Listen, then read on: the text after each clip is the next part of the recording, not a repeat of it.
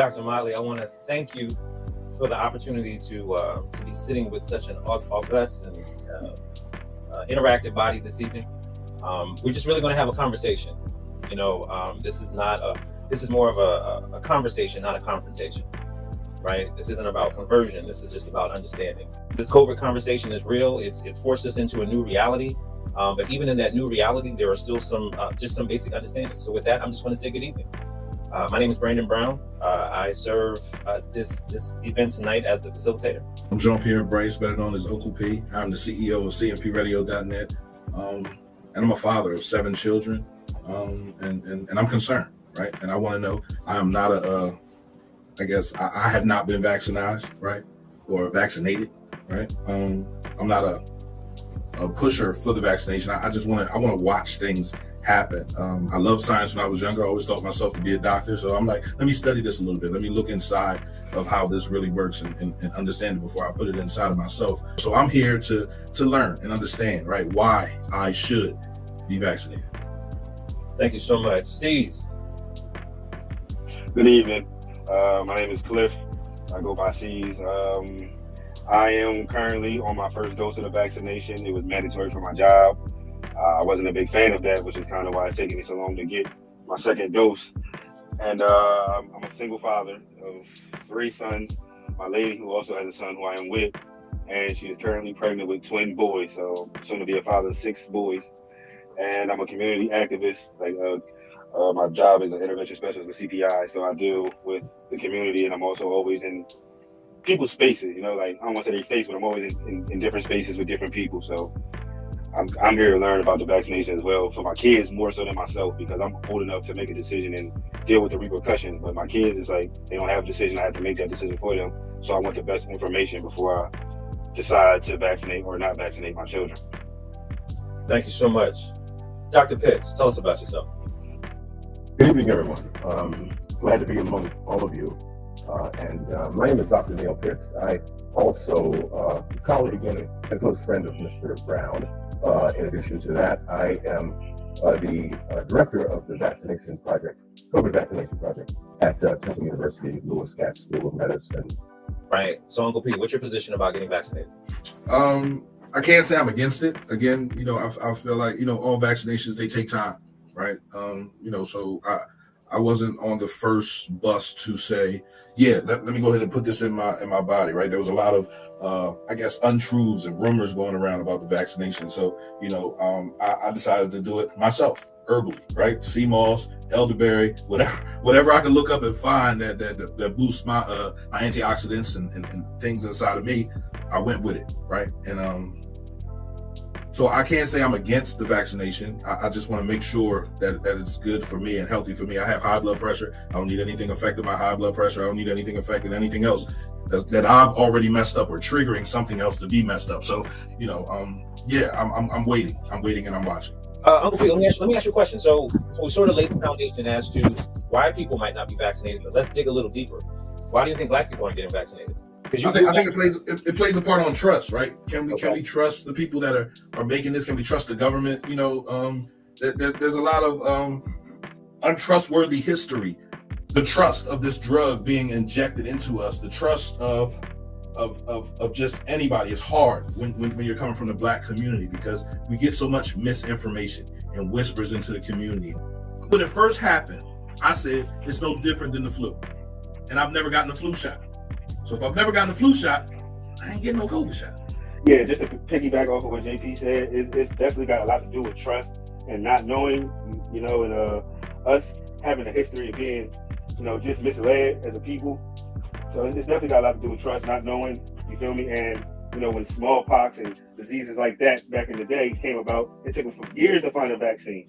Now, granted, science has improved tremendously over the time, but it's just still that what if factor, okay, I hear a lot of Black brothers say that, oh, they're not giving us the same vaccine they're giving them white folks, you feel they just want to test it out on us and kill us. So it's really just comes down to trust and who and what you know about the situation. We asked the question like, hey, why aren't African Americans taking the vaccination? Uncle P talked about, said this is a thing about history. This is a thing about trust, right? This kind of came in on that same line. It's like, and then my question to you Dr. Pitts, is that why should African American communities have any type of loyalty towards medical systems that have misused and abused Black bodies for their sport and their benefit?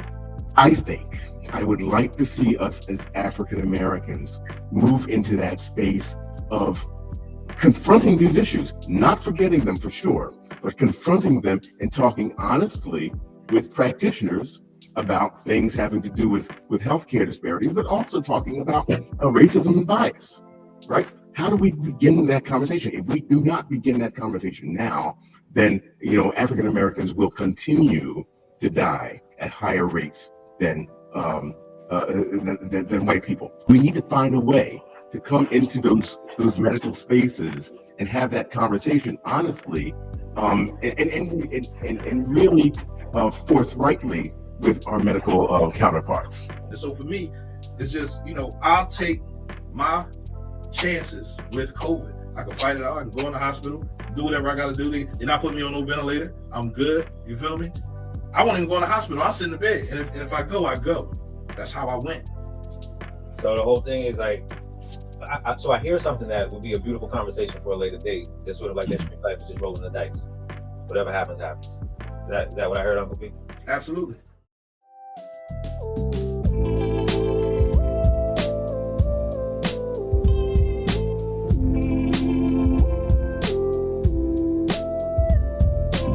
CMPRadio.net, man. We are live from the Black Business down here at the Leak Center. It's your boy Uncle P. We got buses giving out the COVID vaccine. Here's the host of our show today. Me? Yeah. Okay. Oh, hey. Yeah, I am the host, Lamar Todd. What's going on? Shout out to everybody, man. Shout out to CMP Radio. We out here getting them shots. Everybody. Except for him. Yeah, I ain't getting it. No, you're not getting it. I ain't You're not getting back. He said, I ain't getting vaccinated. No, vaccinated. I'm not getting vaccinated. Hell no. You ain't My man putting, said vaccinated. you ain't putting that up to me. Education. Yeah. Education. A bunch of times. What's going on, good brother? How you feeling? Oh, great today. Right. About to get vaccinated? Oh, yes. I have to take care of myself Absolutely. and everyone else around me. Ah, there it is. Anybody on here get vaccinated? Y'all vaccine people? No, we vaccinated people. Oh, well, that's all right, though. We're going to get them in here. All right, y'all in here partying? No, we're just chatting. What's this bowl for? This is a vaccine. Hey, how you doing? All right. Nice to meet you. Joyce, Dr. Messam, and Rashid. Dr. Rashid. No, nurse. Nurse Rashid. Nice to meet you guys. Thank you all for your services. Yeah, I got mine. I was a little skeptic for a while. Not skeptic, but I was like, I'm going to let everybody else go do it. And then I just got it in July. Got a little body shot. So good. So you get all 3 doses? I got 2 so far, so I'm thinking about getting a booster today. I might do it. I might we're do it ready today. for you. Yeah. We're ready for you. I might. You think I should do it, yo? Yeah, we should do it. I should do the booster. We should do it. I'm thinking happy thoughts. Please look the other way. Okay. I'm saying very, very happy thoughts. All right. So I One, mean, two, three. so okay, and it's in there. Okay, it wasn't that bad. Of course it's All right, not. that was like a sticky bush or something like that. Yeah, it's just, what was that? Okay. When your loved ones are Yes! responsible for you, Yes. and I'm not talking about you in general, Right. Sure. specifically, I'm just talking about in general. Right. People don't realize like the impact that happens when people get sick and if they die. Like there's people that I know personally who've had COVID. They were anti-vaxxers. They didn't believe that they needed to get it. They got COVID, and they're currently still, after being sick with COVID, they're still, rehabilitated. Right. Their lungs and everything, right. They got family members who had their lives had to change in order to accommodate them. Right. So it's it's a downward cycle, and I think a lot of times people are only thinking about the immediate themselves, and they're not thinking about how their life is going to affect all those around them.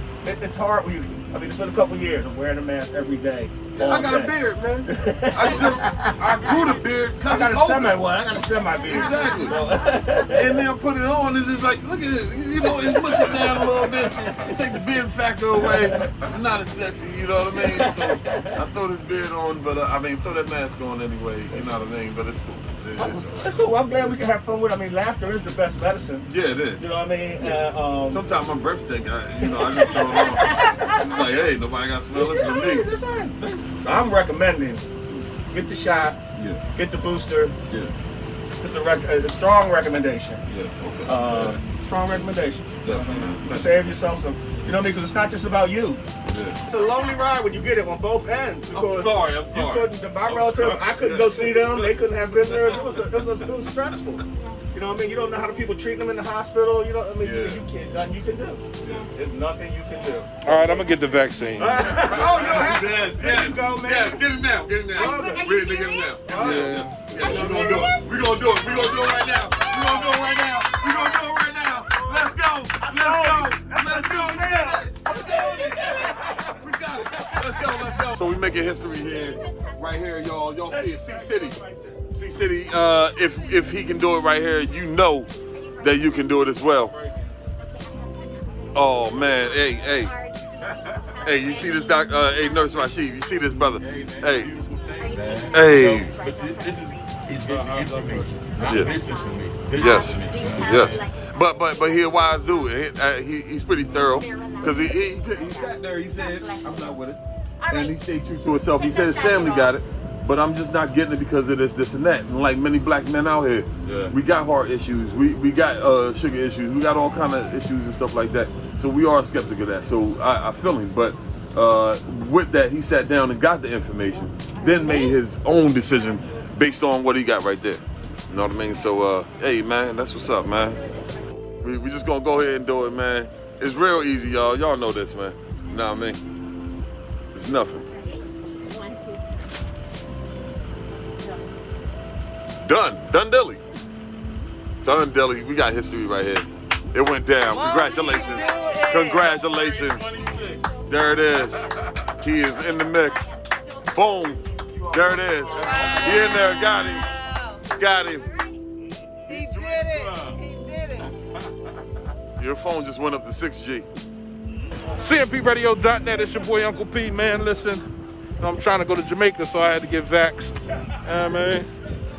Trying to get my passport and all that good stuff. We'll see how I feel, man. You know, I think I'm gonna go ahead and let y'all know how I feel in the next couple days. But I got my vaccination today. Yeah, man. We're gonna see what happens. That's all we can do, right? The CMPRadio.net, man. We're out of here.